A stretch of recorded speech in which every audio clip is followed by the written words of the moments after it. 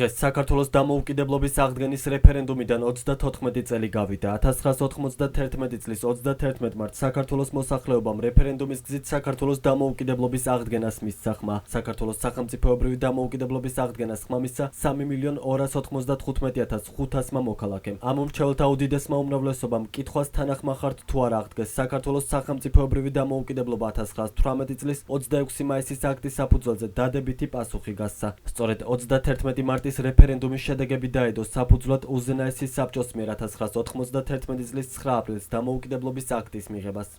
როგორც მოგეხსენებათ, 31 მარტს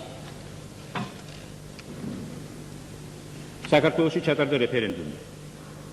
მის მონაწილეთა 99.08%-მა დადებითად უპასუხა შეკითხვაზე, თანახმახართ თუ არა აღდგეს საქართველოს სახელმწიფოებრივი დამოუკიდებლობა 1918 წლის 26 მაისის დამოუკიდებლობის აქტის საფუძველზე.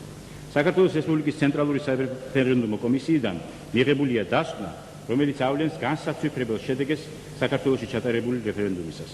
განსაკუთრებით აღსანიშნავია ზოგიერთი დეტალი, რომელიც დაკავშირებულია არაქართული მოსახლეობის მონაწილეობასთან რეფერენდუმში. ჩვენ მადლიერების გზნობით აღნიშნავთ ამ მხარდაჭერას და დიდ მადლობას ვუცხადებთ ჩვენს არაქართველ ძმებს და დებს, რომ არ მიგვატოვეს ამ გასაჭირში და ღირსეულად ამოგვიდგენ მხარში.